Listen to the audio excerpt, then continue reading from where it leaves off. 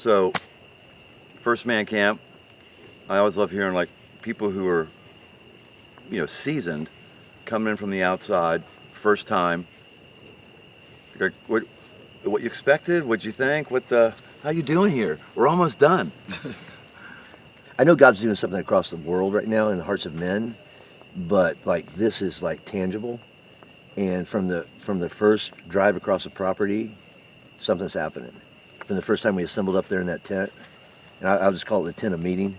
Let's go Old Testament. Is like God was there waiting on men, and they came expecting something. I don't know if I know what that means, but they showed up with that expectation and leaned in from moment one, note one, announcement one. I don't know.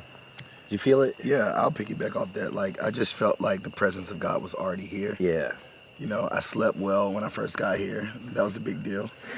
And I think in worship, it was really cool. I've never seen in my entire life. And I'm young, but I still have traveled the world and led worship all over the world. And I've never seen men get together to get closer to the Lord or worship or sing, you know what I mean? Just sing and cry and like actually have encounters with the Lord, actually experience and believe in healing, you know? So for me, it was just a big blessing. I came to pour out, but really, I mean, majority of the time I've been here, I've been poured into. Mm-hmm. And so it's an experience I would want to relive every year, you know? I think Bear said it well. I don't know if he planned this, and he said, I've lived my whole life to finally find my people. Yeah. And I think that every man in there is going like, I finally found the place where I belong. Arm in arm, like shoulder to shoulder, shield to shield, with other men running in the same direction. I do not have it all worked out, but this is the strongest, safest place I've ever felt like I can pursue. And I actually get to speak back to the voice that says you can't have it. It says it's not true because Jesus said I can't. I actually believe that now. Yeah. A lot of it was behind the scenes. I think being in the worship and hearing the word and all gathering together was just like the icing on the cake.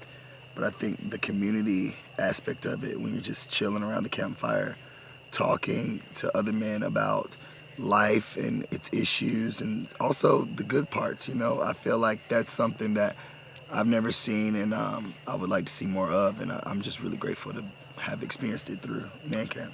It's a different kind of guy who comes here. Like, was there anything you noticed, any through line through the men who came, in terms of what you think they're dealing with, what they want, what their joys are, or did you guys sense any of that? Because I'm having a hard time seeing it, because all sizes, all nationalities, all ages, all economic strata, all interests.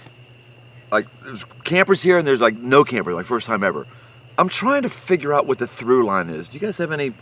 I think community. I think you can't find a place where it's specifically for men, and the activities, from the food to like what we talk about. You know, we talk about real life stuff, and then we also pray with each other, and it's a safe place. And I think a lot of it is because of community. I think that's why people from all nationalities, shapes, and sizes are coming to hang out, you know, for the most part. And then you get to have God in encounters, you know. It's the icing on the cake, because the encounter had started before we even got to the tent. Yeah. You know what I mean? Just even being around it is like an encounter. Yeah, for me. We were walking just across the hillside, and we just could look. There's no typical Man Camp man. I mean, there's not like, well, that's what they all look like. It's just so diverse and different, like old, young, you know, race, all that. It's like, no. But like we pointed at the guy, like, what's that guy walking across that field by himself? Like, how much courage, desperation, whatever. He came here probably by himself. Yeah. Like, who is that desperate to go? I got a question. Something in my heart needs answered, and I can't find it. I'll sign up and go camp in a field in Ohio with men I don't know, because maybe I find an answer on the other side of that, and then they do. But not only do they find that answer, they find it in the context of community. Like, you have set something up here. God gets all the credit, but you have tapped into a nerve, a vein, a a missing part in the heart of men that gives them the space, but also the irreverence to go like, my questions in my life are not reverent. They're not clean. They're not concise. Like, can I just be me here? And then you chose that song, which is like the perfect setup song. Oh, absolutely. It was perfect. Every man there has heard "God Loves You." I don't know why it landed different. And when I chose it before he told me. Right. I chose it months ago. There's stuff in play. There is stuff in play here long before we showed up at this campground.